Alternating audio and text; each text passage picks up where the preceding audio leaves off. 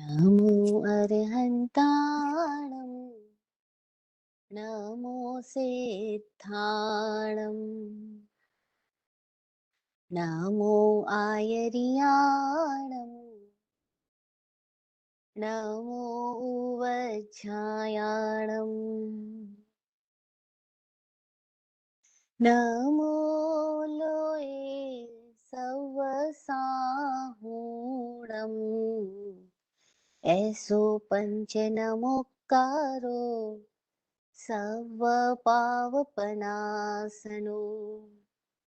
मङ्गलानं च सव्येशं पढमं हवै मङ्गलम् पढमं हवै मङ्गलम्।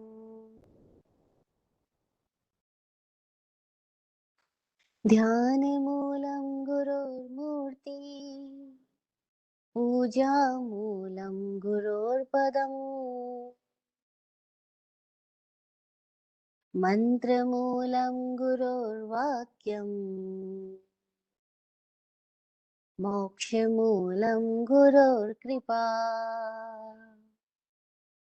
मोक्षमूलं गुरोर्कृपा।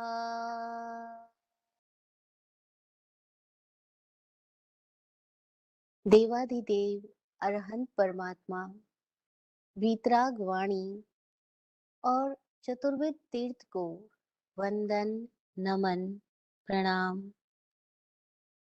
आराध्य गुरुदेव दृष्टि प्रदाता विराट गुरु जी को प्रणाम। तत्वार्थाधिगम सूत्र के रचयिता वाचक उमा स्वाति जी की प्रज्ञा उनकी देशना को प्रणाम। समस्त जगत के समस्त षट जीव निकायों का सतत आभार आभार आभार। उदय कर्म की सुखद वर्गणा जो देवे सत्संग मैं विराट बंधु सदा गुरु नैश्रय मिले प्रसंग जो मैं करूं भाव से वंदन मेरा अहरह स्वीकार हो अहरह स्वीकार हो अहरह स्वीकार हो। हे क्षमा श्रमण सतगुरुदेव हम सबके भीतर सम्यक दृष्टि अवस्था प्रकट हो, हम सब प्रज्ञावान हो, हमारे भीतर सत का संचार हो, हम प्रमाण रूप हो, बोध रूप हो, मुक्त हो, जय हो जय हो जय हो जय हो। आज जूनागढ़ गिरनार पर्वत की तलहटी पर बैठकर मैं आप सबके साथ बातचीत कर रही हूँ। बिना किसी प्लानिंग के ऐसे ही योगानुयोग से हम कल शाम को यहाँ पर पहुंच गए। तो इतना मजा हुआ कि कैसे लाइफ एकदम स्पॉन्टेनियस गति करती है और हम सोचते नहीं वो कुछ हमारे साथ हो जाता है ना। हम बात कर रहे हैं तत्वार्थाधिगम सूत्र मोक्ष शास्त्र के पहले चैप्टर के 8th सूत्र की 8वें सूत्र की बात कर रहे हैं। 8वां सूत्र जिसकी चर्चा हमने अपने लास्ट 2 सेशन में कर चुके हैं। सत संख्या क्षेत्र स्पर्शन काल अंतर भाव अल्प बहुत्वेश्च ये सूत्र है। इस सूत्र की बात करते हुए हम पहले बात कर चुके हैं कि किसी भी पदार्थ को जानने का ये तरीके बताए गए हैं इसमें, या यूं कह दें लर्निंग के स्टेप्स बताए गए हैं। हम अगर कुछ भी लर्न करना है, कुछ भी प्रैक्टिस करना है, कुछ भी अंडरस्टैंड करना है तो हम कितने तरीकों से अंडरस्टैंड कर सकते हैं, अपने अंडरस्टैंडिंग को डेवलप कर सकते हैं, कितने तरीकों से। तो सबसे पहला पॉइंट हम इस सूत्र में कर रहे हैं सत, दूसरा है संख्या, तीसरा है क्षेत्र, चौथा है स्पर्शन, पांचवा है काल, छठा है अंतर, सातवां है भाव और आठवां है अल्प बहुत्व। इन 8 तरीकों से हम किसी भी चैप्टर को, किसी भी पदार्थ को, एलिमेंट को, किसी भी सब्जेक्ट को, किसी भी विषय को हम समझ सकते हैं, उसकी समझ ज्ञान प्राप्त कर सकते हैं। यह जो तरीके तरीके से ज्ञान प्राप्त करना है, ये नए हैं। और जब वो ज्ञान प्राप्त होता है और हमारे भीतर आत्मावस्थान होता है, वो प्रमाण है।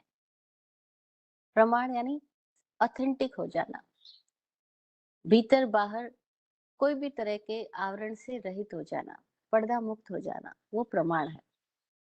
जब हम जानने वाला और जाना जा रहा विषय दोनों के बीच में अंतर ना बचे, प्रमाण हो गया। जानने वाला जो जान रहा है उसके बीच में कोई अंतर ना बचे। अभी अंतर है। अंतर क्यों है? क्योंकि अभी जो जानने वाला है वो तो प्रमाद में है, सोया पड़ा है, और जो जाना जा रहा है वो केवल सेंसरी नॉलेज है, सेंसरी इंफॉर्मेशन है। इसीलिए अभी हम गैर प्रमाणिक है। लेकिन कब हम प्रमाणिक होते हैं? जब जानने वाला जाग चुका है, अब वो प्रमाद में नहीं है, अप्रमत्त है। तो अप्रमत्त हमारी साधना है, अप्रमाद दशा में जीना हमारी साधना है। बस सारा कुछ साधना इसी बात के लिए कि कैसे हम जाग जाए।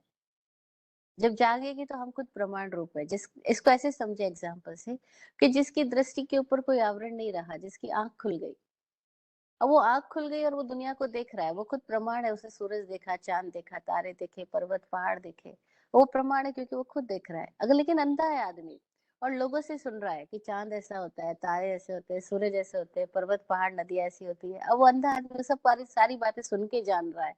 सुन के जो जान रहा है, क्योंकि वो देख नहीं रहा, इसीलिए वो जो जान रहा है सब कुछ नए है, लेकिन देख रहा है तो प्रमाण है।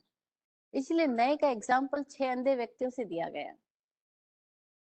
ये 6 अंधे व्यक्ति अगर एक हाथी के पास पहुंच जाए और हाथी को देख करके कोई अंधा बोलता है, अरे ये हाथी तो दीवार के जैसा है, कोई बोलता है सुपड़े के जैसा है, कोई बोलता है पर्वत के जैसा है, कोई बोलता है कि ये हाथी जो है वो आ, एकदम पूंछ के जैसा है, रस्सी के जैसा है। अब ये जितनी बातें कही जा रही है सब बातें ठीक है, लेकिन पूर्ण नहीं है, प्रमाण रूप नहीं है, क्योंकि वो सारी बातें अनुमान से कही जा रही है। अंधे आदमी अनुमान से ही बोल सकता है, इन्फरेंस से बोल रहा है, एक्सपीरियंस से नहीं बोल रहा है। तो एक्सपीरियंस इज प्रमाण और इन्फरेंस से जो कुछ हो रहा है उससे कुछ नए है। लेकिन इस नए का भी सही रूप तभी प्रकट होता है जब भीतर में प्रमाणिक स्थिति आ जाती है। तभी हमें सारे नए, सारी दिशाएं एक ही दिशा में ले जा रही होती है, एक ही स्थान पर पहुंचा रही होती है। तो प्रमाण आंख कैसे खुल जाए, उसके लिए हमने बात की थी निर्देश, स्वामित्व, साधन, अधिकरण, स्थिति, विधानतः। 7वें सूत्र में बात की थी कि हम कैसे निर्देश दें, स्वामी बने, साधन करें, तो अधिकरण की स्थिति आएगी और फिर हमारे भीतर ही प्रमाण की स्थिति का विधान हो जाएगा, यानी हम स्वयं प्रमाण हो जाएंगे। 8वें सूत्र में हम बात कर रहे हैं कि नए ज्ञान प्राप्त करने के लिए पहले सत, अस्तित्व का ज्ञान होना चाहिए, क्योंकि जिसको जान रहे वो अस्तित्ववान ही होगा, अनस्तित्व को तो जाना ही नहीं जा सकता। लेकिन क्या जिसको हम जान रहे हैं उसका उसमें सत्ता है या नहीं? जैसे कोई बोले बालू रेत में तेल है या नहीं, तुम कहेंगे नहीं, कितना भी पेल लो नहीं निकलेगा। लेकिन दूध में मक्खन है कि नहीं? हाँ है। प्रोसेसिंग होगी लेकिन मक्खन आएगा, प्रोसेस से गुजरना होगा तो बटर आ जाएगा। इसी दूध में बटर है, अरे वाह, दूध में बटर दिखाई तो नहीं दे रहा लेकिन प्रोसेस से जाओगे तो निकल आएगा। ऐसे इस आत्मा में ही परमात्मा है, आत्मा ही परमात्मा है, लेकिन प्रोसेस से होएगा। लोग बोलते हैं जब मैं ही हूं तो फिर हूं क्यों नहीं? भाई हो तो सही, लेकिन होते हुए भी वहां तक होने के लिए प्रोसेस की जरूरत है। क्यों प्रोसेस की जरूरत है? क्योंकि तिल में तेल है लेकिन निकालने के लिए प्रोसेस तो चाहिएगा ना। बिना प्रोसेस प्रोसेस के तिल में से तेल बाहर कैसे आएगा? दूध में से मक्खन बाहर कैसे आएगा? बिना प्रोसेस के हम फूलों में से शहद निकालेंगे कैसे? प्रोसेस तो चाहिएगा ना। तो वो प्रोसेस समझना होगा हमको, और उसको समझने के लिए सारा नए ज्ञान है कि कैसे हम उस प्रोसेस से गुजरे, कैसे हम अपने भीतर उस उन द्वारों से निकले कि हम जो है अपने वास्तविक रूप में बाहर आ जाए, जैसे दूध घी हो जाए, आत्मा शुद्ध रूप में होकर के अपने परमात्मा अवस्था में आ जाए। वो आत्मा ही आत्मा है। अप्पा सो परम अप्पा, आत्मा ही परमात्मा है। आत्मा ही जी, वही शिव है, वही ब्रह्मा है, वही महेश है, वही विष्णु है। वो आत्मा ही है। वो आत्मा ही, उसको अलग-अलग तरीकों से कहा गया है, लेकिन वो आत्मा क्या है, वो हमें अभी नहीं पता है। ये हमें, हमारे लिए मेयर अ वर्ड है, केवल एक शब्द मात्र है, हमारा कोई अनुभव नहीं है। तो हम उस अनुभव को कैसे उपलब्ध हो जाए? तो कहा उस अनुभव को उपलब्ध होने के लिए आपको कई मार्गणाओं से इस अंडरस्टैंडिंग को हम प्राप्त कर सकते हैं। तो हमें किसी भी सब्जेक्ट को समझना है, चाहे खुद को समझना है, चाहे दुनिया को समझना है। हमें इसके लिए हमारे अनुभवी प्रज्ञा पुरुषों ने मार्ग दे दिए, द्वार दे दिए, ओपनिंग स्टेप्स दे दिए। अब हम हमें गुजरना होगा। तो हम बात कर रहे हैं सत। सत संख्या क्षेत्र स्पर्शन काल अंतर भावाल्प बहुत वेश्य। पहले सत्ता को, अस्तित्व को जानना है। जहाँ जाना है उसका अस्तित्व कहाँ है, वहीं पे तो जाना होगा। उसका अस्तित्व वहां नहीं तो वहां कैसे जाया जाएगा? तो पहले जानना कि क्या, एड्रेस ले लेना कि क्या वो वहां है। बड़ी मजेदार घटना घटी एक बार। स्वामी शायद वो रामकृष्ण परमहंस के साथ घटी थी। उनके पास एक जगह का, उस समय का जो राजा था, वो पहुंचा। राजा बोले तो वो सामंत था, बड़ी स्थिति में था। तो वो पहुंच करके बोलता है कि बस मुझे ईश्वर के दर्शन करने हैं, मुझे ईश्वर का पता बता दो। वो बोलते ईश्वर का पता तो मैं बता दूंगा, मैं ईश्वर को ही भेज दूंगा, लेकिन तुम अपना पता बता दो, तुम कहाँ रहते हो? तो उसने बताया, मैं फला फला जगह का राजा हूँ। तो बोला अच्छी बात है, लेकिन जब ईश्वर आए तो तुम राजा वहीं बने रहोगे, ये पक्का है कि नहीं है? क्योंकि तुम आज वहां हो, कल को तुम्हारा राज्य किसी और ने छीन लिया तो तुम कहाँ होंगे? तो बोला ये बात तो मैंने सोचा ही नहीं, कि अगर मेरा राज्य किसी ने छीन लिया तो मैं कहाँ होऊंगा? तो फिर तुम्हारा एड्रेस तो बता दो, ईश्वर तो आ जाएंगे, एड्रेस तो बताओ, तुम्हारा पता कहाँ पर है? वो कहता है अगर राज्य छीन लिया तो मैं कहाँ जाऊंगा, मुझे भी नहीं पता।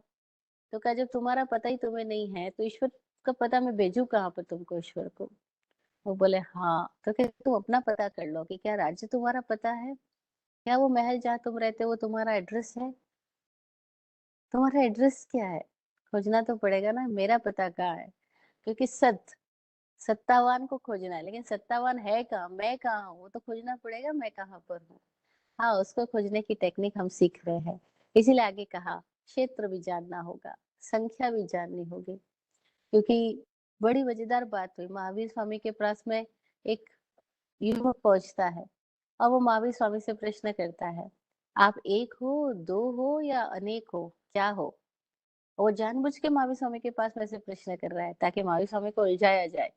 अगर महावीर स्वामी कह दे मैं एक हूँ, तो वो कहेगा एक कैसे हो आप? वो कह दे दो हूँ, तो आप दो कैसे हो ये बताओ?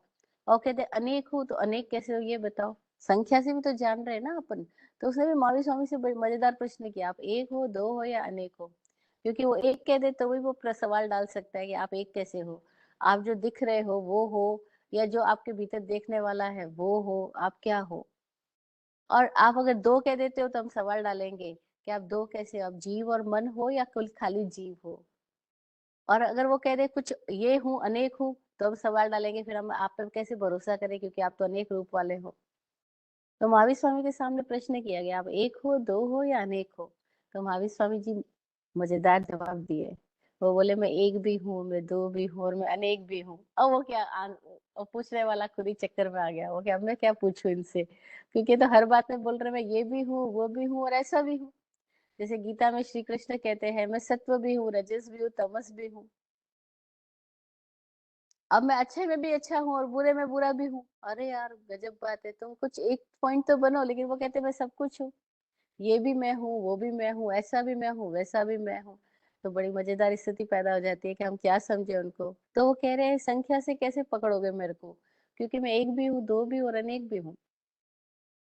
फिर उनसे पूछा जाए एक किस तरीके से कह रहे हो, दो किस तरीके से, तो उसका भी जवाब देते हैं, मैं इस अपेक्षा से एक हूँ, इस अपेक्षा से दो, इस अपेक्षा से अनेक हूँ। और हम सब भी ऐसे ही है, जरा सा समझे तो। हमें लगता है हम एक है, लेकिन हम एक का है, हम सुबह कुछ होते हैं, दोपहर कुछ होते हैं, शाम कुछ हो जाते हैं। ये तो मैं समय के भेद से बता रही हूँ, हम तो पूरे दिन भर में न जाने कितने रूप बदल लेते हैं। अभी कुछ कह रहे हैं, थोड़ी देर बाद कुछ और कहने लग जाते हैं। अभी कुछ फ़ील कर रहे हैं, थोड़ी देर बाद कुछ और फ़ील करने लग जाते हैं। हम तो बदलते रहते हैं, नहीं बदलते रहते।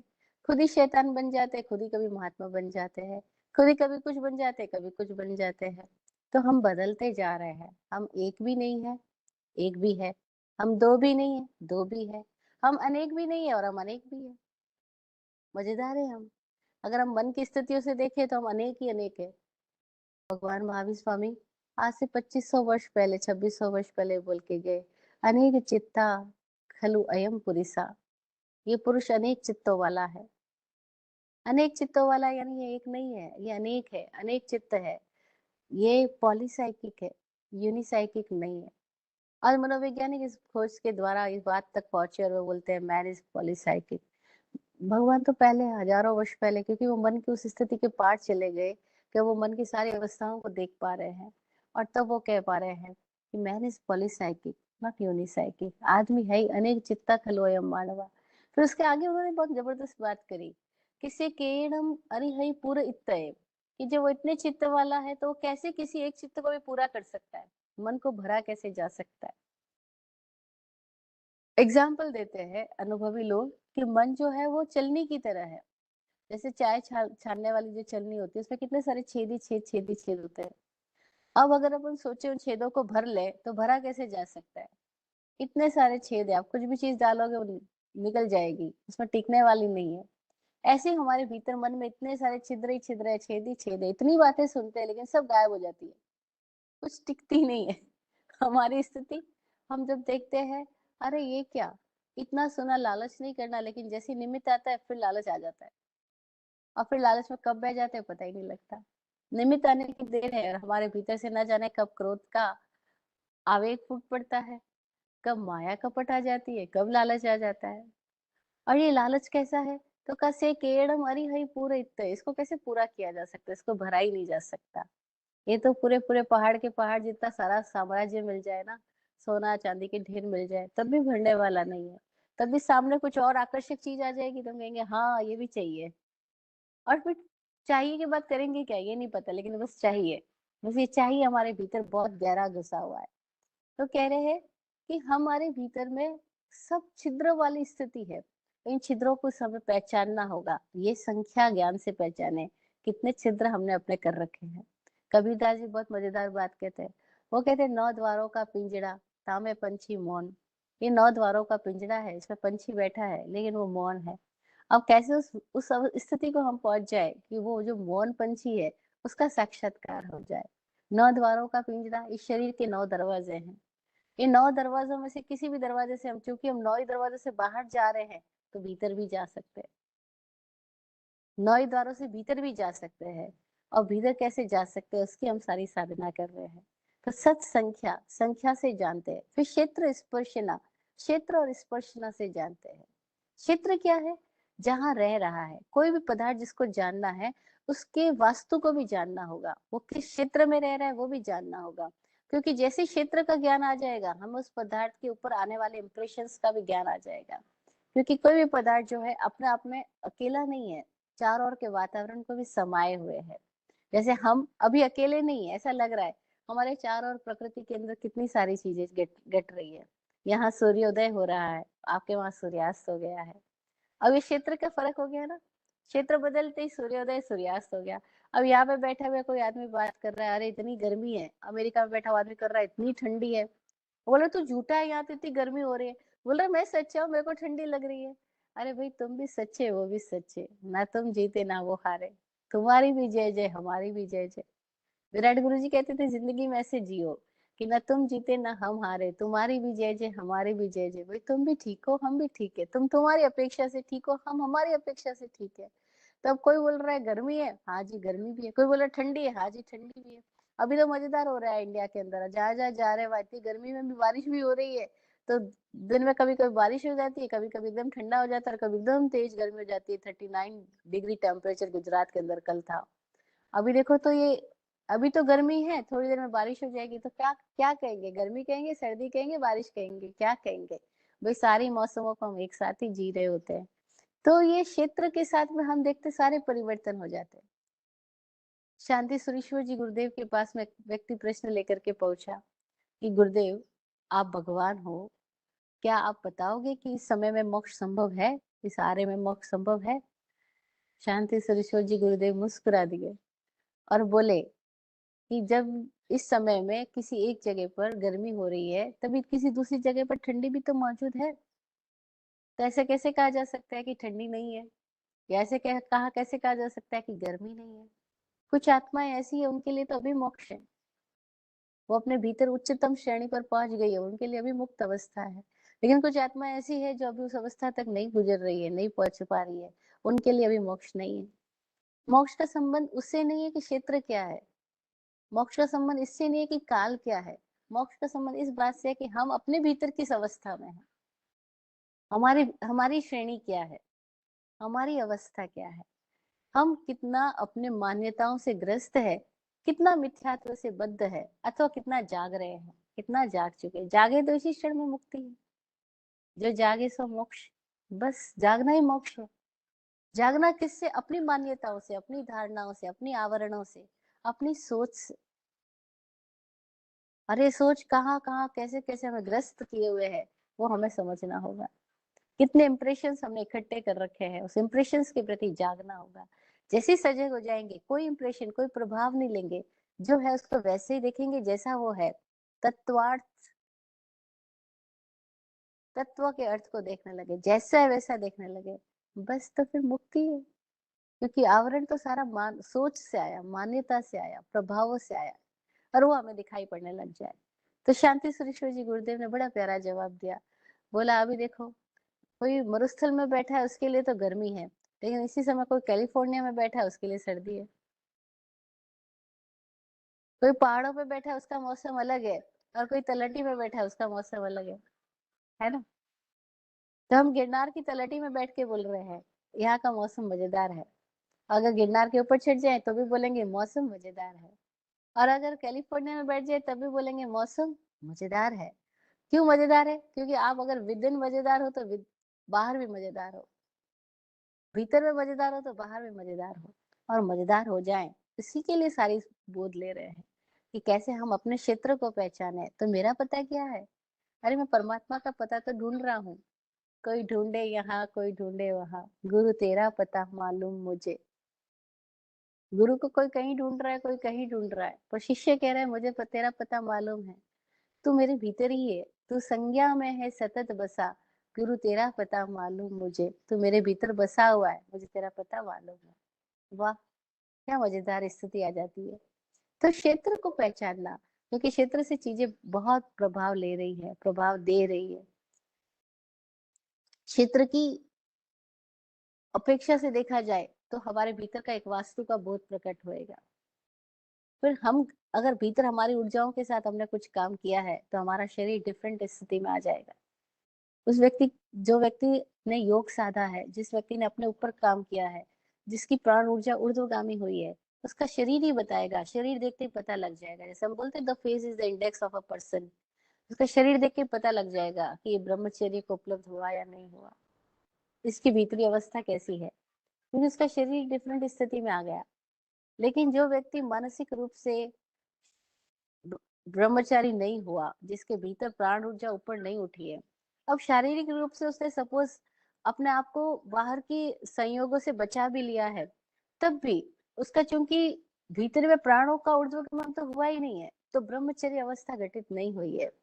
वो बाहर से संयोगों से बच सकता है, लेकिन भीतर में तो लगातार उसके कुछ ना कुछ द्वंद चल रहे हैं, कॉम्प्लेक्सेस है, कॉम्प्लेक्सिसिटी है, उसके भीतर बहुत सारे कुछ ड्रीम्स चल रहे हैं, बहुत सारे कुछ डिजायर्स चल रही है, उसके प्राण ऊपर नहीं उठे, उसके भीतर मुक्त स्थिति नहीं आई, मजेदार स्थिति नहीं आई है।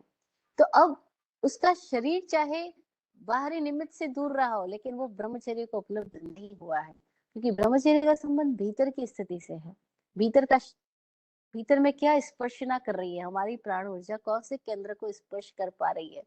अभी हमारी प्राण ऊर्जा खाली मूलाधार केंद्र पे है तो वो तो सोई पड़ी है, वो कुछ गति नहीं कर रही। लेकिन अगर वो जाग गई तो मूलाधार, उससे ऊपर उठते हुए वो स्वादिष्ठान, मणिपुर चक्र, अनाहत चक्र, कौन से चक्र को स्पर्शना कर रही है। अगर वो हमारे अपनी स्पर्शना हमें समझ में आ जाए कि हमारी ऊर्जा अब अनाहत चक्र तक स्पर्श कर रही है, तो हमें समझ आएगा। अनाहत पे आते ही उसके भीतर प्रेम हो जाता है। अब वासना, वासना नहीं रहती, अब वो प्रेम की स्थिति में आ जाती है। जब वो प्रेम की स्थिति को स्पर्श कर रही है तब उसके भीतर ब्रह्मचर्य स्थिति पैदा हुई। अब उसको पूरे जगत के अंदर प्रेम ही प्रेम है। और कारण ये नहीं है कि सामने वाला सुंदर है या सामने वाला मजेदार है। प्रेम किसी और की वजह से नहीं है, प्रेम इंडिपेंडेंट है, किसी पे डिपेंडेंट नहीं है। स्त्री पुरुष, सुंदर असुंदर, कुछ से भी डिपेंडेंट नहीं है। वो प्रेम उसकी अपनी अवस्था से है। अब सामने वाला गाली भी देता है तो भी उसके भीतर से गाली निकलती ही नहीं, क्रोध निकलता ही नहीं। बुद्ध को कोई गाली भी दे देता है, बुद्ध को कोई क्रोध भी कर देता है, कोई कूड़ा भी फेंक देता है, तब भी बुद्ध के भीतर से क्रोध नहीं उठाया जा सकता। क्यों नहीं उठाया जा सकता?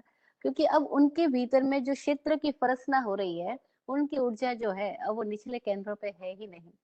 अब वो लालच से बद्ध नहीं है, अब वो ऊर्ध्वगामी हो गई है। तो उनके भीतर प्रेम हो गया, अनाहत खुल गया है। तो क्या हुआ कि जब अनाहत चक्र खुल गया तो उनके भीतर से एक ऐसा वातावरण पैदा हो गया है कि अब उनके भीतर से कुछ चीजों को उठना ही असंभव हो गया। बहुत मजेदार स्थिति पैदा हुई।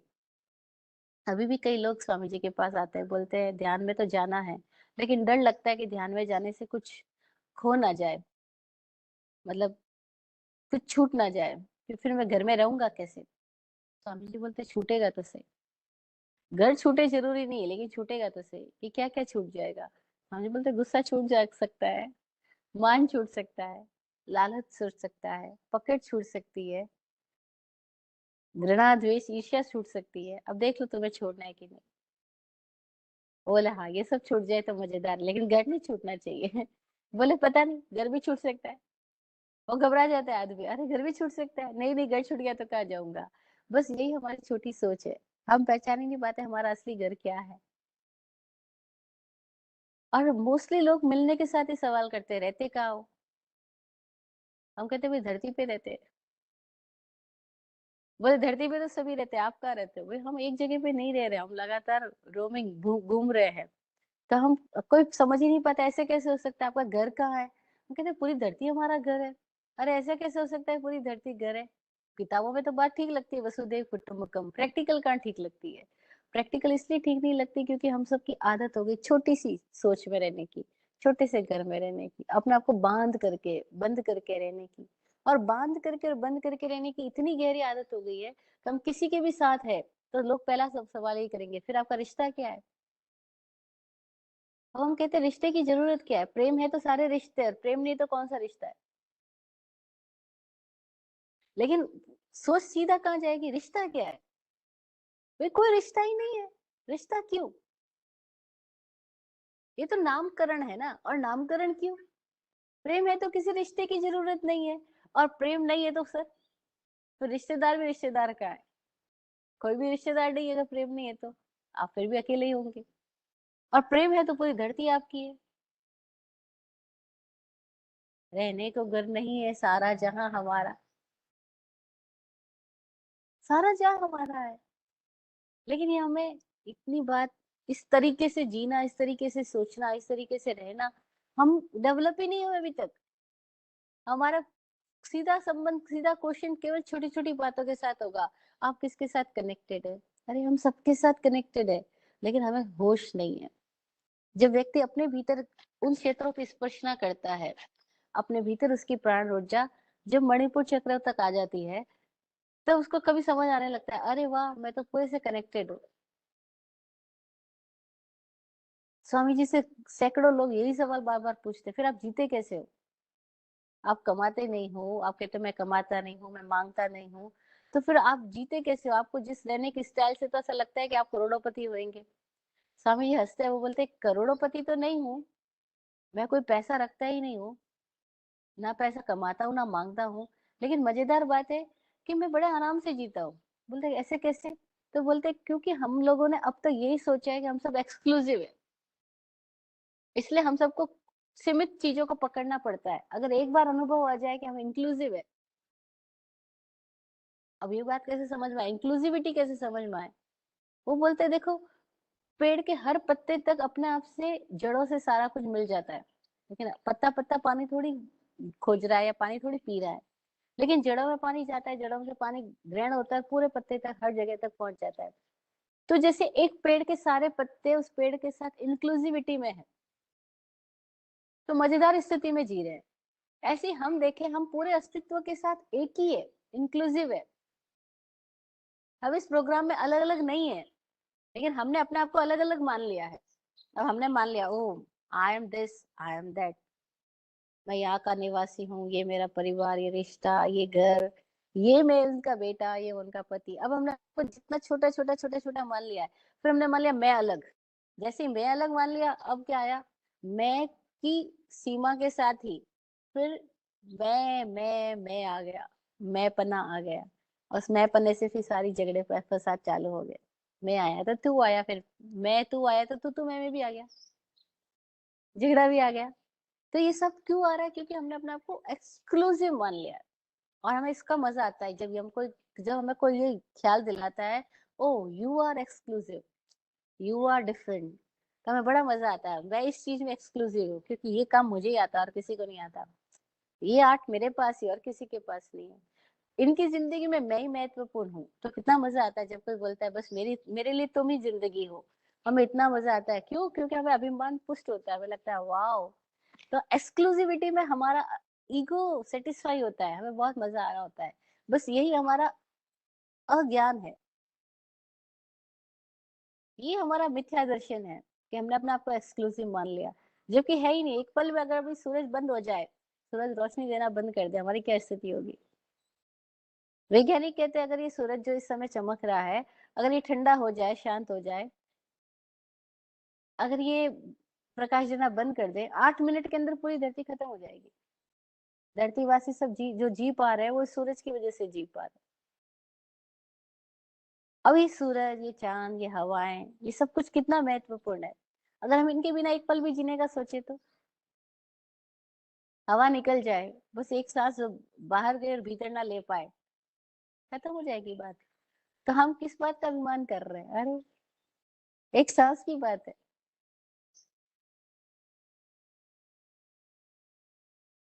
सूख जाए, सांस निकल जाए, पानी की बूंद सूख जाए, तो हम कहाँ गायब हो जाएंगे? सब लोग बोल रहे जल है तो कल है। अरे जल है तो कल नहीं, आज भी है। आज भी जल है तो हम हैं, जल नहीं होगा तो हम कैसे होंगे? तो हम सब घमंड कर रहे हैं कि मैं, लेकिन वो मैं हूं कौन? तो हम इंक्लूसिव है, इंक्लूसिविटी समझ में आ जाए कि हम पूरे इस समष्टि के साथ एकाकार है, हम अलग नहीं है, जुदा जुदा नहीं है। जुदा होना हमारा भ्रम है, हम जुदा है ही नहीं, हम सब जुड़े हैं, संयुक्त है। इंक्लूसिव यानी सब संयुक्त है, सब समष्टि में एकाकार है। एक्सक्लूसिव होता है different, I am something special, this is exclusivity. मजा एक्सक्लूसिविटी में इसलिए आ रहा है क्योंकि अभिमान पुष्ट हो रहा है, मन को मजा आ रहा है। मन को भी तो रखने के लिए, अपना पैर जमाने के लिए कुछ स्थान चाहिए, कोई सत्ता चाहिए। तो मन एक्सक्लूसिव हो रहा है, लेकिन अगर अनुभव से समझा जाए तो वी ऑल आर इंक्लूसिव, सब एक दूसरे से जुड़े हुए हैं। जब सब जुड़े हुए हैं, तो मैं क्यों बोलूं कि मेरी तरफ पानी आए, मेरी तरफ हवा आए, मेरी हवा स्पेशल आए? ना जाने ये हवा जो सांस ले रही है, कितनों की सांस निकल रही है और हमारी सांस आ रही है, हमारी सांस आ रही है, निकल रही है, और कितनों को सांस मिल रही है, वी डोंट नो। तो वैज्ञानिकों ने हमें बताया कि भाई पेड़ पौधे जो है वो लगातार ऑक्सीजन निकाल रहे हैं, तो उनसे जो ऑक्सीजन निकल रही है वो हम ले रहे हैं, हमसे जो कार्बन डाइऑक्साइड निकल रही है वो जी रहे हैं, और इस तरह से हम परस्पर एक दूसरे के साथ सहयोग से जी रहे हैं। ये केवल वृक्ष मनुष्य की बात नहीं है, प्रत्येक प्राणी, जगत का प्रत्येक प्राणी इंक्लूसिव है। इंक्लूसिविटी समझ आ जाए तो क्षेत्र स्पर्शना समझना होगा कि हमारा क्षेत्र क्या, हमारी स्पर्शना क्या है। हम मान रहे हैं कि हम डिफरेंट है, लेकिन है नहीं। जैसी अनुभव से समझ आ जाएगा, वैसे भीतर ब्रह्मचर्य घटित हो जाएगा। इंक्लूसिविटी ब्रह्मचर्य है। यानी अब ब्रह्म जैसी चर्या हो गई, अब ब्रह्मांड और मैं एकाकार हो गए। और फिर इतना मजा आता है उस प्रेम के बीच, जब वो प्रेम घटित होता है, तब कोई भी तरह की आकांक्षा नहीं रहती और कोई भी तरह की डिमांड नहीं रहती, और भीतर से केवल एक जैसे सूरज से रोशनी निकलती है, जैसे फूलों से खुशबू निकलती है, ऐसे उस इंसान के भीतर से प्रेमाणु बरसते रहते हैं।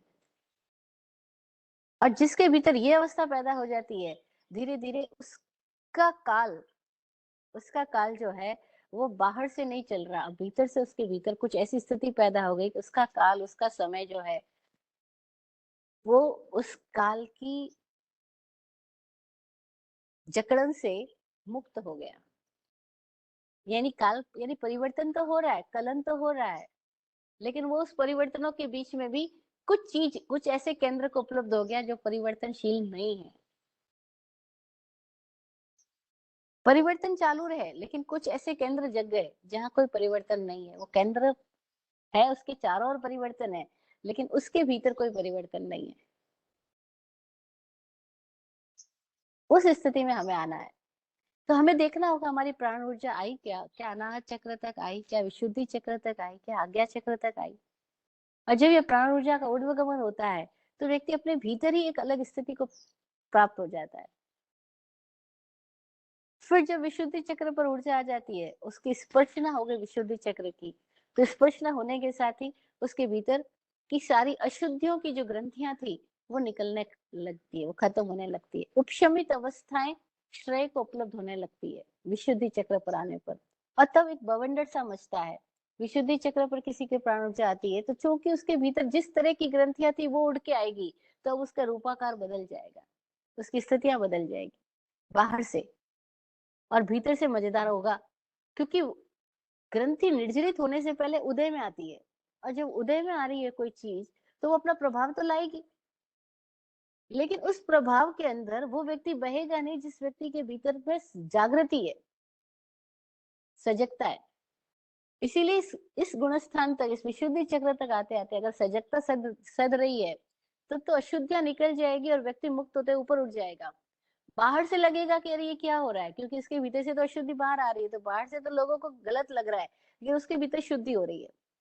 जैसे अपन एक एग्जांपल से समझे कि कोई नाली है, उसके अंदर कुछ कचरा इकट्ठा हो गया है, तो जब हम उस नाली की सफाई करेंगे, तो बाहर क्या आएगा?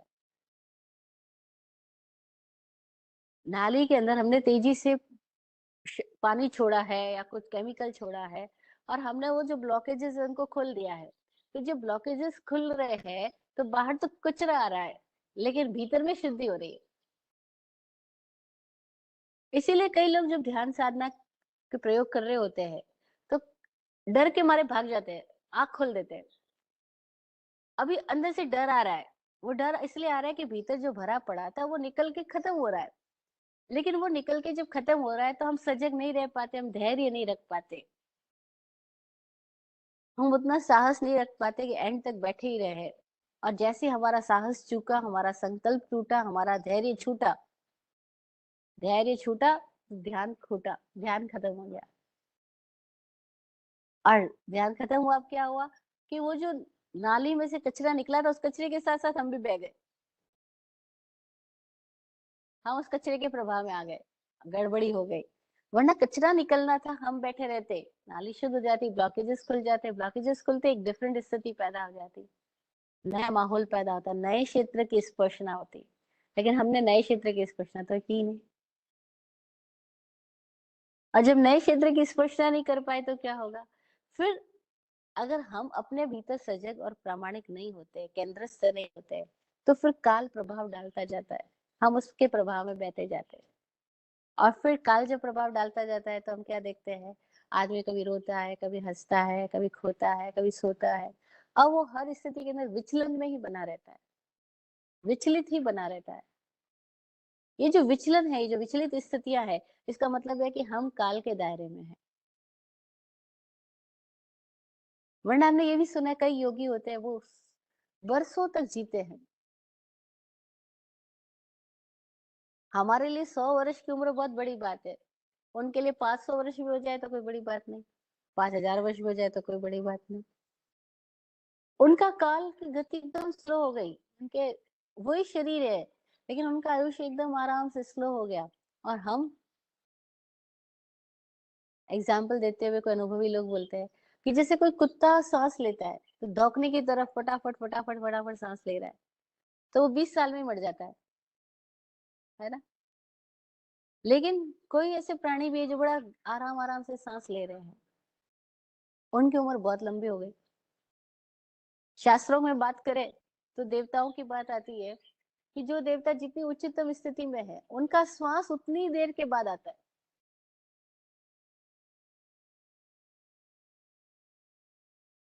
जिनका कईयों का सांस तो 15, हमारे यहाँ की कैलकुलेशन के अनुसार 15 दिन में एक बार आता है। एक पखवाड़ा होता है तब एक सांस पूरा होता है उनका, इतना स्लो। इसीलिए हमारे यहाँ अगर हम सोचेंगे हम 100 वर्ष जी रहे हैं, उनके वहां वो 10,000 वर्ष हो जाएंगे। वो कम से कम 10,000 वर्ष जी लेंगे आराम से। हम जितने में यहाँ पे 100 वर्ष पूरा करते उनका वहां 10,000 वर्ष हो जाएगा। अब ये टाइम स्केल चेंज हो गया, हमारा 100 है उनका 10,000 है। अब हमारी कैलकुलेशन से उनका 10,000 है, उनकी कैलकुलेशन से पता नहीं क्या है। जैसे आज हम बोलते हैं हमारे यहाँ 100 वर्ष कितना हमको लंबा लग रहा है, लेकिन अगर बृहस्पति पे बैठ करके हम पृथ्वीवासी को देखें तो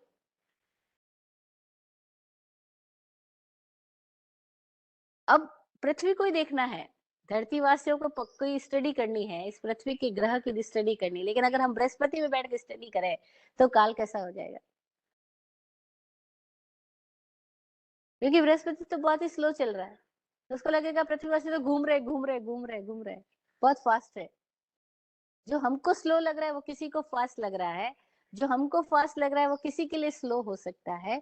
तो there are so many different different dimensions to know a person or a place or atmosphere or any type of subject. कितने सारे डायमेंशंस है। तो हम सीख रहे हैं कि काल से भी किसी पदार्थ को जाना जाता है, सत से, संख्या से, क्षेत्र से, स्पर्शना से और काल से। तो काल से हम जान रहे हैं, तो हम देखते हैं कि वो वस्तु किस काल में है। हम जब उसका अध्ययन कर रहे हैं तो अभी उस वहां का समय क्या है, वहां का काल क्या है, वो भी हमें जानना होगा।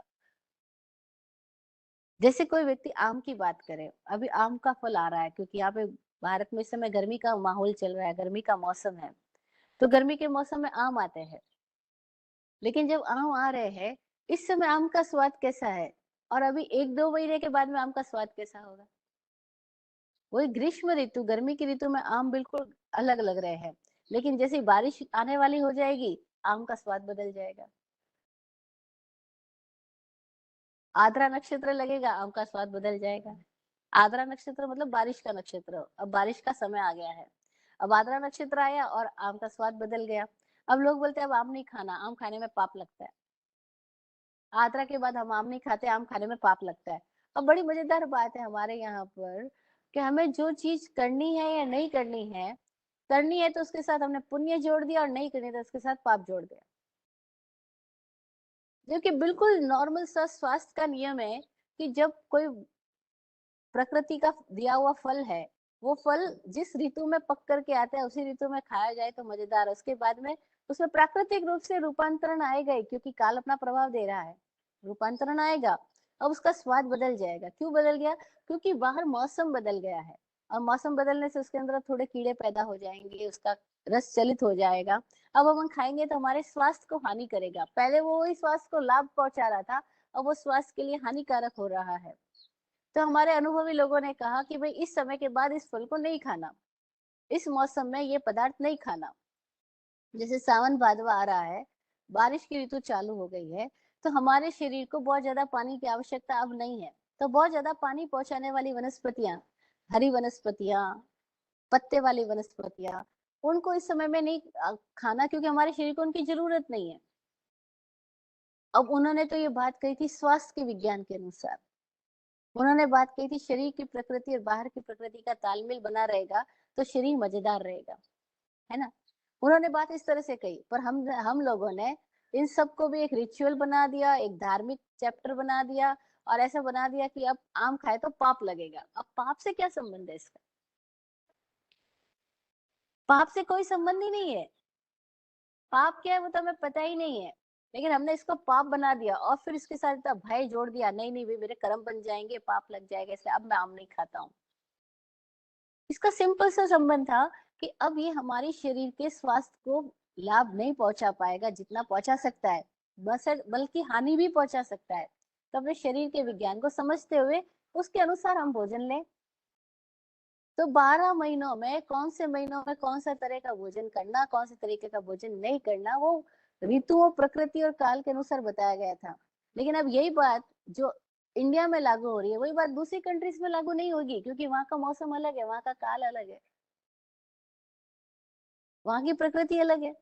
और फिर अब ये बात तब और इंडिया में भी लागू नहीं होगी, जबकि यहाँ पर इतने सारे रेफ्रिजरेटर्स इस तरीके के डेवलप हो गए हैं कि कई फल कई सारी ऋतुओं में भी अपना स्वभाव नहीं बदलेंगे, क्योंकि उनको टेम्परेचर में वैसे वैसे रखा जा रहा है जैसा टेम्परेचर उनकी बॉडी को नीडेड है। अब क्या हो गया, चीजें बदल गई, लेकिन हम पुरानी बात को लेके पकड़ के बैठ गए और उनको भी धार्मिक समझ के पकड़ के बैठ गए। हम चूक रहे हैं, हम गड़बड़ी स्थिति में पहुंच रहे हैं। क्यों? क्योंकि हम तथ्य को नहीं जान रहे हैं। हम तथ्य को जाने बिना चली आ रही रिवाज और मान्यता को ही फॉलो कर रहे हैं। तो फिर हमारी बातें फिर हमारी आने वाली पीढ़ी को समझ नहीं आती। तो वो जनरेशन कहती है तुम तो पागल हो, किसी भी चीज को पाप बना देते हो। अब सप्तमी को खाओ तो पाप नहीं और अष्टमी को खाओ तो पाप लग जाता है, ये क्या बात हुई? क्वेश्चन तो ठीक है। तुम जमीकंद सातम को खा रहे हो उसको पाप नहीं बोल रहे हो, आठम चौदस को खा रहे हो तो पाप बना रहे हो, ऐसा कैसे हो गया? गड़बड़ी कहाँ हुई कि जो जनरेशन इन बातों को फॉलो कर रही है उनके पास इन बातों का राइट नॉलेज नहीं है, राइट अंडरस्टैंडिंग नहीं है कि ये बातें कर क्यों रहे हैं हम।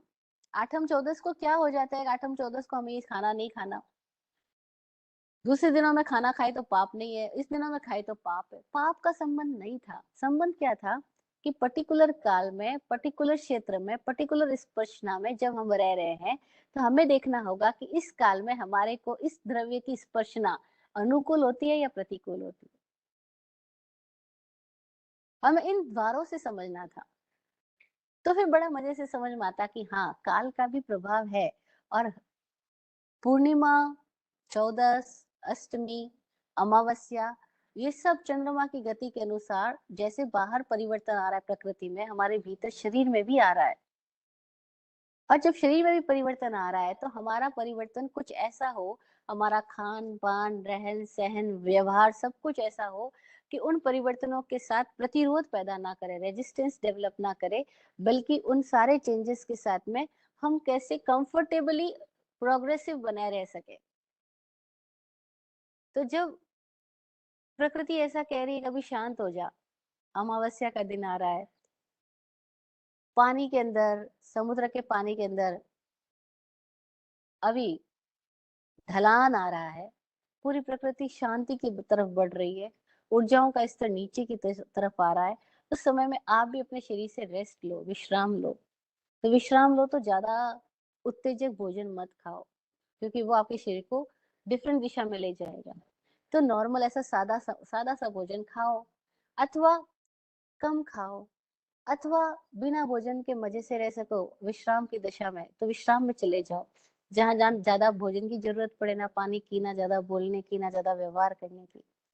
तो अमावस्या के दिनों में पुराने समय में इंडिया के अंदर लोग अख्ता रखते थे, छुट्टी का दिन, अकर्ता का दिन, अकता, अकर्ता। आज भी श्रमिक लोग, मजदूर लोग अमावस्या की छुट्टी लेते हैं, अकर्ता।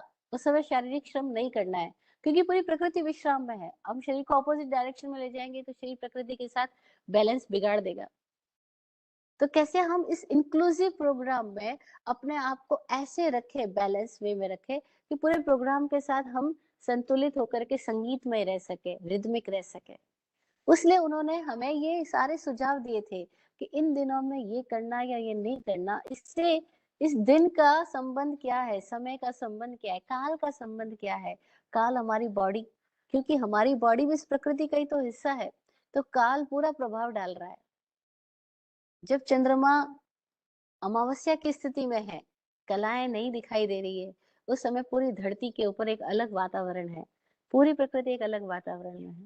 तो उस समय हमारी हमारी शरीर की प्रकृति भी विश्राम की स्थिति में जाना चाहती है। जिस समय अकड़ता हो जाए, तब क्या करे अकड़ता हो जाए? तो बोले सामयिक औषध उपवास करे। सामयिक में आए और पौषध उपवास यानी पूरे 24 घंटे के लिए, पूरे 8 प्रहर के लिए, 16 प्रहर के लिए अपने भीतर उपराम स्थिति में आ जाए। विश्राम में आकर के आत्म ध्यान करे, चिंतन मनन करे, स्वाध्याय करे, कायोत्सर्ग में जाए। उसके लिए अमावस्या, पूर्णिमा के दिन बताए गए। और पूर्णिमा के दिनों में क्या होता है? अब पूर्णिमा में बहुत जबरदस्त ज्वार उठने वाला है। अब भीतर हम जिस केंद्र पे टच कर रहे हैं उस केंद्र का ज्वार उठेगा। सपोज हम भोगी है, एकदम भोगमय है, राग रस रंगमय है, रसमय है, हमारी स्थिति ऐसी है कि बस इंद्रियों के अधीन है हम, तो उस तरह के ज्वार उठेंगे। हमारी स्थिति है कि मन के आवेगों के अधीन है हम, तो आवेग उठेंगे। तो बहुत सारे लोग पूर्णिमा के दिन आते आते भीतर में से ऐसा आवेश उठता है कि जाके आत्महत्या तक कर बैठते हैं। और मनोवैज्ञानिकों ने ये अध्ययन किया, रिसर्च करी, स्टडी करी, उनको समझ आया कि ज्यादा से ज्यादा सुसाइड केस जो होते हैं वो तब आते हैं जब पूर्णिमा की रात होती है, क्योंकि भीतर में वही भरा पड़ा है। और जो भरा पड़ा है, ज्वार जब आएगा तो जो भीतर का भराव है उसमें ज्वार आएगा। अब भीतर भक्ति का भराव है तो भक्ति में ज्वार आएगा, मस्ती का भराव है, मस्ती का ज्वार आएगा। और भीतर डिप्रेशन है, क्रोध है, एंजाइटी है, चिंता है, घृणा है, ईर्ष्या है, द्वेष है, तो उसका ज्वार उठ जाएगा। वो तो ज्वार उठाएगा भीतर, क्योंकि चंद्रमा पूर्ण स्थिति में है, समुद्र में ज्वार आ रहा है और हमारी बॉडी में भी 85% जल है, तो उसमें भी ज्वार आएगा। अब भीतर जिस तरह की मनोदशा है उस तरह में ज्वार आ जाएगा। तो लोग पूर्णिमा की रात को क्या करते हैं? कई लोग शंखेश्वर, गिरनार जी, पालिताना जी मंदिर में बैठे हैं, गुरुद्वार पे बैठे हैं और वहां पे बैठ के भक्ति कर रहे हैं। कितनी मजेदार बात है, ज्वार तो आना ही है तो भक्ति में क्यों ना आए? तो वो भक्ति में ज्वार लाते हैं, पूरी पूरी रात भक्ति करते हैं, पूरी पूरी रात गाते बजाते हैं, पूरी पूरी रात कोई लोग ध्यान में है, कोई लोग मौन में है, कोई लोग व्रत उपवास में है, क्योंकि उन्होंने परंपरा से प्राप्त किया और फिर किसी ने अनुभव से जाना है कि ऐसा करने से हमारे भीतर एक अलग स्थिति आती है। जो पूर्णिमा की रात आती है वो स्थिति उसके बाद में नहीं आएगी, चौथ को, तीज को, पांचम को स्थिति बदल जाएगी। अब ये उन्होंने कैसे जाना? काल का अध्ययन करके जाना कि कैसे काल से हम इंक्लूसिव है पूरे प्रोग्राम के साथ में। तो ये चंद्रमा हमारे ऊपर असर डाल रहा है, ऐसी सूर्योदय सूर्यास्त असर डाल रहा है। देखो दिन उगता है तो दिन उगने के साथ ही सब कुछ उठना चालू हो जाता है, सारे पक्षी गाने बजाने चालू कर देते हैं। सूर्योदय हुआ, सब भीड़ से बाहर निकल रहे हैं, खाना ढूंढने जा रहे हैं। सूर्यास्त होता है, हम इतना ट्रेवल करते हैं, हम सूर्योदय में ट्रेवल करते हैं, कभी सूर्यास्त में। हम देखते हैं सूर्यास्त के समय कैसे सारे पक्षी एक पूरी पंक्तियां बना बना करके सब लौट रहे होते हैं। अभी पूर्व से जा रहे थे, अभी पश्चिम से लौट रहे हैं। ये काल है। सूरज उगने के साथ हमारे शरीर में कुछ उठ रहा है, जीवन ऊर्जा अपना रूप ले रही है, तो हम सब कुछ करने की दिशा में जाएंगे, कुछ क्रिएटिव होंगे, ये कर लो वो कर लो। वही रात होने लगेगी, शाम होने लगेगी, हमारा शरीर अब विश्राम में जाना पसंद करेगा। अब ऊर्जाएं का स्तर गिर रहा है, जो शरीर विश्राम में जाना चाह रहा है, इस समय इसको सक्रिय बनाने के लिए हम भोजन डाले जा रहे हैं, भोजन डाले जा रहे हैं। तो हम क्या कर रहे हैं? इस इंक्लूसिव प्रोग्राम को कहीं डिस्टर्ब तो नहीं कर रहे? तो हमें देखना होगा कि शरीर विश्राम में जाना चाह रहा है तो इसको अनावश्यक भोजन डाल करके इसको वापस श्रम में क्यों ले जाए? तो रात्रि भोजन नहीं करना प्राकृतिक रूप से ठीक है, उसका पाप पुण्य से कोई संबंध नहीं है, धर्म अधर्म से कोई संबंध नहीं है। इसका संबंध शरीर की प्रकृति के साथ है कि हम इस पूरी प्रकृति का जब इंक्लूसिव प्रोग्राम में है तो हम प्रकृति जिस तरह से चल रही है वैसे मूवमेंट्स करें, कितना मजा आएगा। तो हमारे भीतर एक रिदम पैदा होगी। और जो लोग रिदमिक है वो स्वस्थ है, जिसकी रिदम टूट गई वो अस्वस्थ हो गए। रिदम और हार्मनी है तो हम सब स्वस्थ है, पूरे प्रोग्राम के साथ मजेदार है। तो ऑटोमेटिकली हमारे डिसीजंस राइट होते हैं, क्योंकि ऑटोमेटिकली हम सबके साथ कनेक्टेड है ना। तो हमें इंट्यूशन आते हैं, हमें समझ आते हैं इस समय क्या होना। इंट्यूशन की पावर सबके भीतर है। वो लोग मोर इंट्यूटिव है जो नेचुरल लाइफ जी रहे हैं, जो प्रकृति के साथ इंक्लूसिव होके जी रहे हैं। वो इंट्यूटिव है, उनको इंट्यूशंस आते हैं, उनको समझ आता है, अंदर से समझ आती है। और जिनको फिर अंदर से समझ नहीं आ रही है, जो अपने आप के साथ कनेक्टेड नहीं है, तब वो क्या करते हैं, वो बाहर के इन्फॉर्मेशंस के आधार पे जीते हैं। और तब इन्फॉर्मेशंस के थ्रू उनको मिसगाइड किया जा सकता है। और इस तरह से हम लोग मिसगाइडेड जिए जा रहे हैं, क्योंकि हमें अपने से समझ नहीं है, हम अपने से कनेक्टेड नहीं है, इंक्लूसिव नहीं है। वो इंक्लूसिविटी, वो हार्मनी नहीं होने की वजह से हम जगह-जगह फिर पूछने जाते हैं। फिर लोग मिलते हैं तो लोगों का बहुत इंटरेस्ट इस बात में जानने में होता है, हमारा फ्यूचर बता दो, हमारे भविष्य के बारे में बता दो। उनको बोलते हैं भविष्य के बारे में जानने से क्या हो जाएगा? बोले नहीं, मुझे उत्सुकता है, भविष्य पता लग जाए तो मैं ठीक जीऊँगा। या फिर वो कहते हैं अच्छा उनके बारे में बताओ जो महावीर के साथ हुआ, जो बुद्ध के साथ हुआ। अच्छा उनके बारे में जानने से हम बता तो देंगे, लेकिन होगा क्या ये बताओ? तुम अपने आप के साथ क्या कर रहे हो उसको जानने से महत्वपूर्ण होगा, तुम कहाँ हो? लेकिन नहीं, हमको अपने से चूकना है। इसीलिए हम या तो भविष्य में जाएँगे या भूत में चले जाएँगे। वहाँ की स्टडी कर रहे हैं, पास्ट की स्टडी कर रहे हैं, हिस्ट्री की स्टडी करेंगे, या हम एस्ट्रोलॉजी में कहीं और दूसरी लॉजीज़ में चले जाएँगे और अपनी खुद की बायोलॉजी हमें पता नहीं है, खुद की ज्योग्राफी पता नहीं है, खुद की एस्ट्रोनॉमी पता नहीं है, जो भीतर हो रहा है वो कुछ पता नहीं है, तो फिर हम मिसगाइड हो जाएँगे। तो सारे लोग हम मिसगाइडेड जी रहे हैं। क्यों? क्योंकि हमने ये सारा ज्ञान अपने आप के से जानने का था, इस इंक्लूसिव होकर के जानने का था। और तब इंट्यूशन खुद ब खुद आते, खुद ब खुद समझ आता कब क्या करना, कैसे जीना। देखो ना, हमें नींद में से जाग आती है, कैसे आती है नींद से जाग? अपने आप से आती है ना। रोज थोड़ी कोई अलार्म जगाता है, कोई लोग जगाते हैं। नहीं, बॉडी जानती है कि कब उसका सर्कल पूरा हो गया, नींद से बाहर आ जाती है। बॉडी जानती है कब उसके सर्कल को अब नींद की ज़रूरत आ रही है, वो नींद की दिशा में ले जाती है। देखो कई चीज़ें जो हमारे हाथ में नहीं है, जो नॉन वॉलंटरी है, वो चीज़ें कैसे काम कर रही है। जो वॉलंटरी कर रहे हैं हम, वो कैसे काम कर रही है। जो हम कर रहे हैं वहाँ तो हम गड़बड़ी कर रहे हैं, लेकिन जो हम नहीं कर रहे हैं, हमारे अधीन ही नहीं है, जैसे श्वास का आना-जाना, वो चीज़ें कितनी मज़ेदार काम करती है। तो कैसे हम सहज हो जाएँ? तो काल का ज्ञान बताया। काल से किसी पदार्थ को जानो, सत, संख्या, क्षेत्र, स्पर्शन, काल, काल से जानो, तो वो काल क्या है? क्योंकि समय का अपना प्रभाव है। अब वो जो काल की स्टडी जिन्होंने की, उन्होंने काल की गणना करते-करते वो का आदमी के भीतर बहुत सारे तलों को छू गए। और तब कोई लोग चेहरा देख के बता देते हैं, कोई लोग हाथ देख के बता देते हैं, कोई लोग केवल आपको देख के, कोई लोग आपके बारे में कुछ जान के बता देते हैं। तो हम इतने प्रभावित हो जाते हैं, अरे इनको कैसे पता लगा कि मेरी बॉडी में यहाँ पे ये चिन्ह है, ये लक्षण है, या मेरे साथ ये हुआ या मेरे साथ वो हुआ। क्यों बता पा रहे वो? क्योंकि उन्होंने काल की स्टडी करी। अब क्या वो काल की स्टडी हमारे भीतर नहीं है? हम सबके भीतर है। और कितना मजा आया, हम मिसगाइड होने की बजाय अपने भीतर खुद ही अपनी स्टडी करने लग जाएं कि मेरे भीतर किस काल में क्या हो रहा है, किस तिथि पे क्या हो रहा है।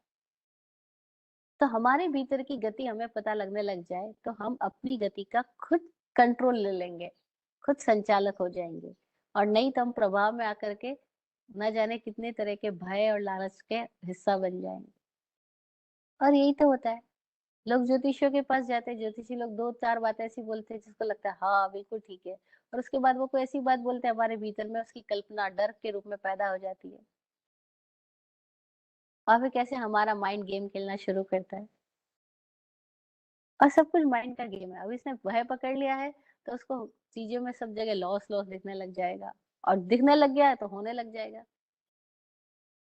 ऐसी लालच पकड़ लिया है तो उसके भीतर एक अलग तरह का उत्साह आ जाएगा, और वो अलग तरह का उत्साह आने की वज़ह से एनर्जी उस तरह से काम करेगी और फिर वैसा होने लग जाएगा।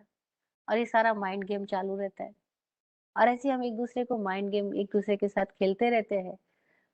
हमारा बस चलता है, तब कोई हमारे प्रभाव में आ जाता है और नहीं तो हम किसी और के प्रभाव में आ जाते हैं। और इस तरह से हम प्रभाव से प्रभाव में ऊपर-नीचे होते रहते हैं, घटते-बढ़ते रहते हैं। लेकिन जो स्वभाव में आ गया, उसका उतार-चढ़ाव, गठन-बढ़न सब खत्म, वो स्वाभाविक हो गया, वो मुक्त हुआ। तो मुक्त होने का मतलब क्या है? कि स्वाभाविक हो जाओ। तो मुक्त हो गए, किससे मुक्त हो गए? प्रभावों से मुक्त हो गए। और प्रभाव में क्या है? ऊपर-नीचे है, अल्पा बहुत्व है। कभी घटोगे, कभी बढ़ोगे। फिर किसी कोई ना कोई कंपैरिजन चालू रहेगा। और कंपैरिजन में क्या होता है, जब हम बढ़ रहे होते हैं हमें मजा आता है, जब हम घट रहे होते हैं हमें दुख होता है। ऐसे किसी और के साथ हो रहा होता है और हम इसी कंपैरिजन में घूमते रहते हैं पूरी जिंदगी। हमें समझ आया कि कंपैरिजन, ये अल्पा बहुत्व जो है वो हमारे माइंड के साथ चल रहा है। स्वाभाविक दशा में ना अल्प है ना बहुत्व है, लेकिन प्रभाव में अल्पा बहुत्व चालू ही रहता है। तो काल, काल के बाद है अंतर। अंतर का मतलब क्या है? डिफरेंस। किसी चीज को किसी, जब हम जान रहे होते हैं तो उसको डिफरेंस से भी जानते हैं कि ये एक पदार्थ दूसरे पदार्थ से क्या अंतर रखता है, क्या साम्यता रखता है, या ये स्थिति जो अभी आई है वो वापस कब आएगी। अंतर, इसी स्थिति को लौट करके वापस आने को भी अंतर बोलते हैं। अंतर इन डिफरेंस। जैसे हम बोलते हैं अभी गर्मी है, वापस 8 महीने बाद वापस गर्मी आ जाएगी। बारिश है, वापस बारिश है कब आएगी यहाँ पर? इस क्षेत्र में ये बारिश 8 महीने बाद आती है, इस क्षेत्र में बारिश 6 महीने बाद आती है, इस क्षेत्र में बारिश 4 महीने बाद आती है। और कोई कोई क्षेत्र ऐसे जहाँ बारिश 12 महीने रहती है ना। इंडिया में भी कोई क्षेत्र ऐसे जहाँ बारिश 12 महीने रहती है। जहाँ बारिश ऋतु नहीं होती है वहां बारिश ऋतु ही होती है, बारिश ही ऋतु है। तो कोई क्षेत्र ऐसे है जहाँ गर्मी रहती है, बहुत गर्मी रहती है। हम देखते हैं दुबई के अंदर बात करते हैं, वहां गर्मी गर्मी रहती है। वहां मुश्किल से कोई 2 महीने आएंगे जब थोड़ी ठंडी का मौसम रहेगा। बारिश आर्टिफिशियली करानी पड़ेगी क्योंकि बारिश है नहीं। तो ये सब क्या हो गया है, हमें अंतर से भी जानना होता है कि किसी सब्जेक्ट को समझना है तो अंतर समझना होगा कि उसमें डिफरेंस कब आता है, वो चीजें लौट करके कब आती है, वो अंतर हो गया। एक स्थिति से च्युत होकर के, हट करके वापस उसी स्थिति में लौट के आने को अंतर बोलते हैं। डिफरेंस का मतलब ये है कि ये ऐसा था और वापस लौट के ऐसा कब आएगा, ये भी अंतर है। और एक काल में और दूसरे काल में रहे व्यक्ति के अंतर को भी जानना अंतर है। अब हम जो स्थिति में अभी जी रहे हैं, अनुभवी लोग कहते हैं कि हम ऐसी स्थिति में जी रहे हैं जैसे व्हील हो, चक्र हो। जब चक्र कोई चीज है, चक्राकार कोई चीज है, तो जो अभी इस पॉइंट पे वापस उस पॉइंट पे वो आएगा। जैसे हम अपनी घड़ी को देखते हैं तो 12 बजाती है वो घड़ी। तो जो घड़ी बंद हो गई है उस घड़ी के बारे में मजेदार बात बोलते हैं कि 2 टाइम तो ये घड़ी भी सही टाइम बताती है। घड़ी बंद हो गई, वो 2 टाइम तो सही टाइम बताएगी, क्योंकि 2 टाइम में तो वो जहां भी खड़ी है वो 2 टाइम तो जिंदगी में वो आएगा ही आएगा, है ना। तो बंद रहा हुआ आदमी भी कभी कभी सही है, लेकिन बंधा हुआ है वो। लेकिन जो घड़ी चल रही है वो अंतर बता रही है कि ये 12 अभी बजा रही है, वापस 12 कब बजाएगी, कि 12 घंटे बाद वापस 12 बजाएगी, 12 घंटे बाद वापस 3 बजाएगी, 12 घंटे बाद वापस, क्योंकि गोल गोल है तो लौट के वापस उस जगह पर आएंगे। ऐसे ही हम भी इस संसार में गोल गोल है तो लौट के वापस उस जगह पर आ जाएंगे। अभी पैदा हुए थे लेकिन फिर वापस एक स्थिति आएगी, वापस पैदा हो जाएंगे। अब इस सारे चक्र से क्या समझ में आता है, तो बहुत सारी बातें अनुभवी लोग बताते हैं कि सूर्य की परिक्रमा का एक अलग चक्र है, उसकी अंतर है वापस। चंद्र की परिक्रमा का वापस एक चक्र है। ऐसे हर एक ग्रह नक्षत्र के परिक्रमा का एक अंतर है, और वो वापस उस जगह पे लौट करके आ जाता है। तो मनुष्य का भी 120 साल का एक होरा है। 120 साल के बाद में वापस मनुष्य उस जगह पर आता है, और वो चाहे बीच में मर जाए, वापस पैदा हो जाता है, लेकिन उसका वो राउंड जो है वो चालू ही है। इसीलिए वो जिस पॉइंट पर मर जाता है उसी पॉइंट से वापस आगे चालू हो जाती है उसकी यात्रा। जैसे हमने लेशिया विज्ञान को पढ़ते वक्त कहा था कि जिस लेशिया में आदमी मर जाता है उसी लेशिया में उसकी आगे की जर्नी चालू हो जाती है। बीच में नया लेशिया नहीं आएगी, जिस लेशिया में मरा है उसी में वो पैदा होएगा। तो होरा में हम जिस चक्र के जिस पॉइंट पे मर गए, हम उसी चक्र के पॉइंट से वापस आगे हमारी गति चालू हो जाती है। और ये गोल गोल गोल गोल हम घूमते रहते हैं। तब तक घूमते रहेंगे जब तक हम केंद्र पे ना आ जाए, सेंट्रलाइज ना हो जाए। सेंटर पे आना स्वभाव में आना है, और गोल गोल घूमना प्रभाव में जीना है। तो प्रभाव में तो हमेशा ही ऊपर नीचे रहेंगे, आगे पीछे रहेंगे, लौट के फिर वहां आ जाएंगे, लेकिन स्वभाव में कुछ भी परिवर्तन नहीं है। तो काल से अंतर से जान रहे हैं, और फिर भाव से जान रहे हैं। भाव यानी उस कोई भी पदार्थ जो है उसका अपना एक केमिकल कंपोजिशन है, उसकी अपनी एक बायोलॉजी है, उसकी अपनी एक जियोग्राफी है, उसकी अपनी एक रहने की स्थिति है, उसका भाव है। तो हमारे शरीर में भी भाव है। हम जब अपनी बात करते हैं तो हम अपने भावों से पहचाने, हमारे भाव कहाँ है। जैसा भाव है वैसे हमारे शरीर में रसायन फैल रहे हैं, भाव के साथ ही हमारा शरीर वैसे वैसे काम कर रहा है। जैसे अभी आप बैठे हो और आपको पता है कि आपके सामने कोई व्यक्ति बैठा है और उसको प्यास लगी है और उसको पानी पीने की इच्छा है और वो नहीं उठ पा रहा है, उसको पानी देना है, ठीक है ना। उसको पानी देना आपको पता है, लेकिन आपके भीतर भाव ही नहीं उठ रहा है कि उसको पानी दो। अब माइंड से तो कि पता है कि वो कह रहा है कि उसको पानी चाहिए, आपको पानी देना भी है, लेकिन आप कहते हो अभी मन नहीं कर रहा देने का। ये मन नहीं कर रहा देने का मतलब क्या हुआ? अब मन नहीं कर रहा तो बॉडी खड़ी नहीं होगी, चलेगी नहीं, पानी लेकर ही नहीं आएगी। मन नहीं कर रहा क्योंकि भीतर भाव ही नहीं उठ रहा है। जब भाव उठेगा तो शरीर उठेगा और वो पानी लेकर आ जाएगा।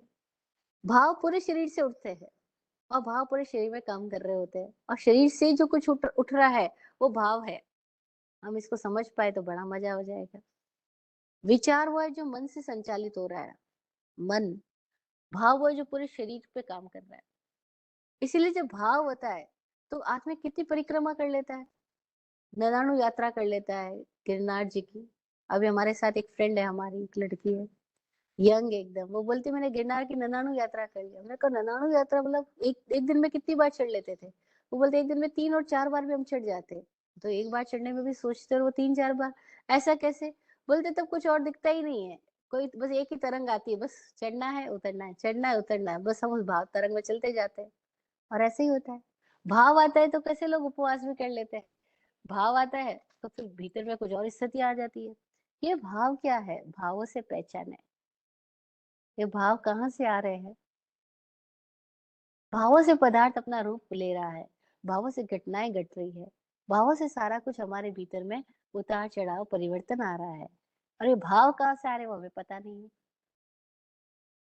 तो वस्तु पदार्थ को जानने के लिए उसके भाव को समझना आवश्यक है। काल से समझ लो, अंतर से समझो और भाव से समझो कि भाव क्या है। इसका इस समय का भाव। अब जैसे हम पदार्थों को पकड़ते हैं तो कैसे पकड़ते हैं? भावों से ही तो पकड़ते हैं। सोना क्यों मूल्यवान हो गया? उसका भाव इतना ऊपर क्यों? चांदी का ऐसा क्यों? डायमंड का ऐसा क्यों? सब भाव ही तो है, ये सब कीमत है। ये भाव क्यों है इसकी? सोने का अपना कोई मूल्य थोड़ी है। अगर पूरी पृथ्वी को सोना सोना कर दो तो मिट्टी हो जाएगा, जैसे मिट्टी पड़ी है चारों ओर। लेकिन चूंकि उसकी स्कैरिसिटी है, इसीलिए वो बहुत मूल्यवान हो गया। डायमंड का इतना मूल्य क्यों है? अगर चारों कंकरों की जगह डायमंड बिखरे होते तो डायमंड का कोई मूल्य होता क्या? डायमंड का अपना तो कोई मूल्य नहीं है। डायमंड में किसने भाव डाले? डायमंड की कीमत किसने बनाई? हमने बनाई। क्यों बनाई? क्योंकि वो हमारे यहाँ कम मिलता है, चमकदार पत्थर है। अब चमकदार पत्थर अगर कम मिलता है तो हमने उसका एकदम भाव बढ़ा दिया, अन्यथा उसका भाव है ही क्या। तो भावों का संबंध कैसे बनाया हमने, ये हमें समझना होगा, बड़ा मजा आ जाएगा। फिर जो उसके प्रति आकर्षण है, वो आकर्षण का जो लालच है, उसका जो प्रभाव, उसका जो सम्मोहन है, उस सम्मोहन से हम बाहर आ जाएंगे। अन्यथा लोग, कई कई लोग तो पूरी पूरी जिंदगी खाली इसी सम्मोहन में है। सोने का सम्मोहन, चांदी का सम्मोहन, डायमंड का सम्मोहन, फिर डायमंड में सॉलिटेयर का सम्मोहन। सॉलिटेयर का एकदम अलग ही आकर्षण आता है, बस मुझे एक सॉलिटेयर मिल जाए। और मिल गया फिर क्या होगा? लेकिन इसका इतना आकर्षण है, इतना भाव हो गया उसका, उसको हमने इतनी वैल्यू दे दी। और वैल्यू क्या है? क्योंकि वो कम है इसलिए वैल्यू है, बहुत ज्यादा हो जाए तो कम लोगों के पास मिलता है इसलिए हमको अहंकार आ सकता है। इससे हम एक्सक्लूसिव बन सकते हैं। और चूंकि जो पदार्थ हमें एक्सक्लूसिविटी का थोड़ा बोध देंगे, एक्सक्लूसिविटी की फीलिंग कराएंगे, हमें सबको वो पदार्थ चाहिए होते हैं। हमको वहां ट्रेवल करना है जहाँ जाकर के हम ये फील कर सके, ओ नाउ वी आर एक्सक्लूसिव। अब पता लग जाए यहाँ तो बहुत लोग ट्रेवल कर रहे हैं, बहुत लोग कर चुके हैं, ये काम तो बहुत बार हो चुका है, हजारों बार हो चुका है, तो बात खत्म हो जाएगी। भगवान महावीर यही तो करते थे। उनके पास लोग आ रहे थे, वो अपने आप को एक्सक्लूसिव समझ रहे थे, हम यहाँ के राजा है, यहाँ के सामंत है, हमारे पास इतनी सेना है, इतना बल, ये वो। महावीर कहते हैं आंख बंद करके देख, ये तेरे पास आज है या पहले भी था? और महावीर भगवान के प्रभाव से उन लोगों में जाति स्मरण पैदा होता। वो अपने पुराने जन्मों का स्मरण कर पा रहे थे। और जैसे ही वो देखते इस फिल्म में, ये तो हजारों बार हो चुका, और ये तो हजारों लोगों को हो चुका, इसमें नई बात क्या है? अहंकार खत्म, एसोसिएशन डाउन, सम्मोहन खत्म, प्रभाव खत्म। अब वो उस नशे से थोड़े जागे तो महावीर कहते ये जीवन का यथार्थ नहीं है, ये जो तू आज कर रहा है वो तो सैकड़ों बार कर चुका, ये रानियां कितनी बार भोग चुका,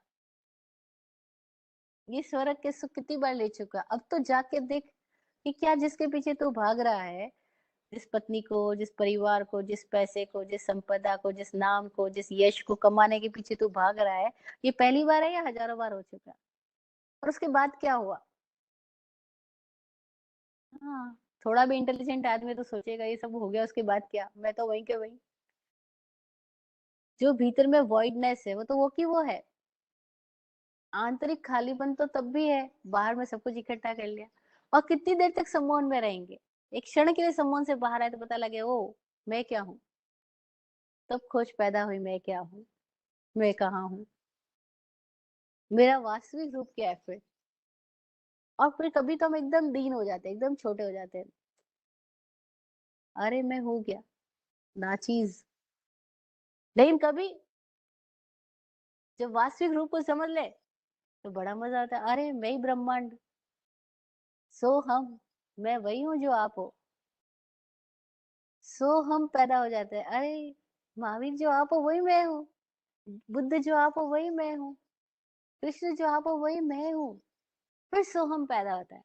कभी जब अपनी इस रिक्तता से हम मुक्त हो जाते हैं, जब हमें समझ आ जाती है रिक्तता क्या है, क्यों है, बस वैसी सोहम स्थिति पैदा हो जाती है। तो बड़ा मजेदार है ये सूत्र। ये कहता है किस किस अपेक्षाओं से खुद को और दूसरे को जाना जा सकता है, किन किन द्वारों से समझा जा सकता है। रिलेटिव नॉलेज है ना, इस रिलेटिविटी को हम अच्छे से समझ ले तो हम रियल तक पहुंच जाएंगे। रिलेटिविटी के भी फैक्ट में जाना होगा।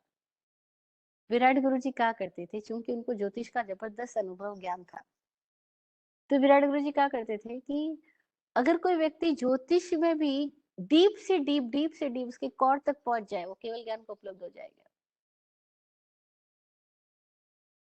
और वो कहते ज्योतिष की बात नहीं है, आप परिधि के किसी भी कोने पे खड़े हो, किसी भी पॉइंट पे खड़े हो, वहां से आप डीप डीप डीप डीप कहाँ जाओगे, जितना जाओगे सेंटर के करीब आ जाओगे। और जब कंप्लीट डीपनेस कोर पे पहुंच गए तो सेंट्रलाइज हो गए।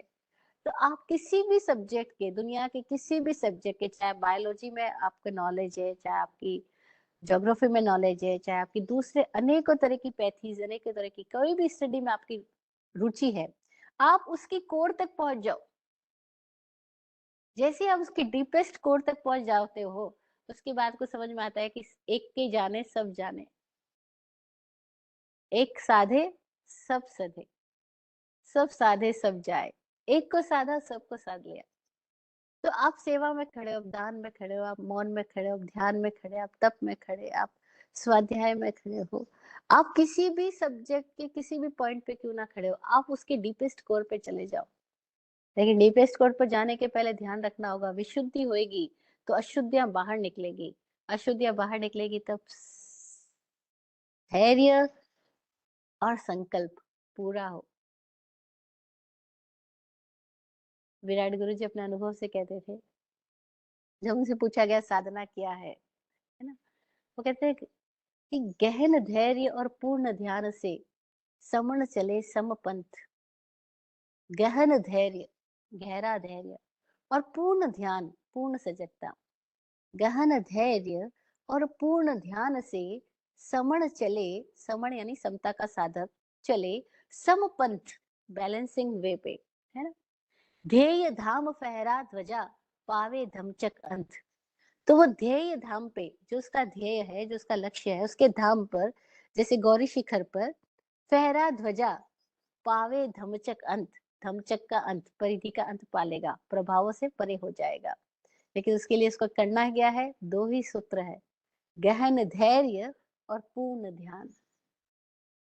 जैसे साईं बाबा से कोई बात करते तो साईं बाबा सबको दो सूत्र देते, श्रद्धा और सबूरी। श्रद्धा रखना और धीरज रखना, सबूरी रखना। श्रद्धा और सबूरी साईं बाबा के दो सूत्र हुए।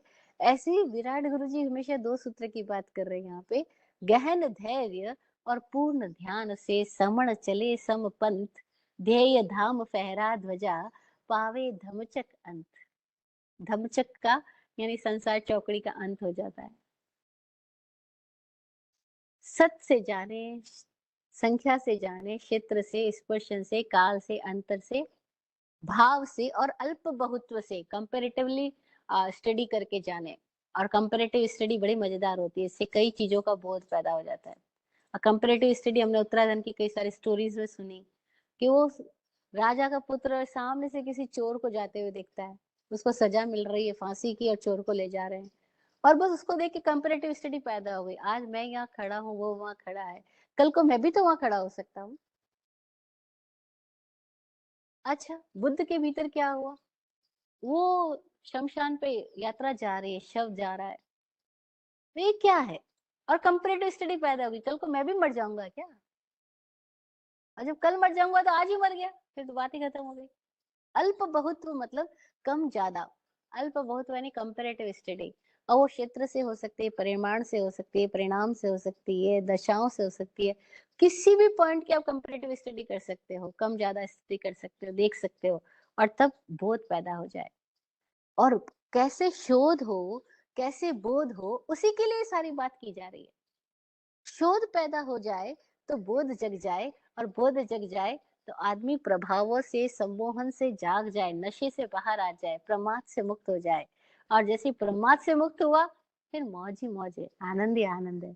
वो आनंद सबको मिले, यही सद्भावना, यही दुआ। आज का सब्जेक्ट यहीं पर अभी विराम देते हैं, क्लोज करते हैं। सबके लिए बहुत सद्भावना, शुभकामना, आशीष, विराट गुरु जी का दिया हुआ आशीर्वचन सबके लिए बोलती हूँ। आप फूलो फलो, हो जिंदगी मखमल मुलायम। आप फूलो फलो, हो जिंदगी मखमल मुलायम। आपकी हर खुशी पे है हमारी जान सदके। दुआ करते हैं चुपचाप दिल की थाप से हम। दुआ करते हैं चुपचाप दिल की थाप से हम। रहे जाते नवाजे हर घड़ी अरमान सबके। अमन और चैन से गुजरे आपका वक्त सारा। अमन और चैन से गुजरे आपका वक्त सारा। रुख पे खिलती रहे यूं रूह की मुस्कान खुल के। रुख पे खिलती रहे यूं रूह की मुस्कान खुल के। जय हो, जय हो, जय हो। सबका कल्याण हो। ओम शांति, ओम शांति।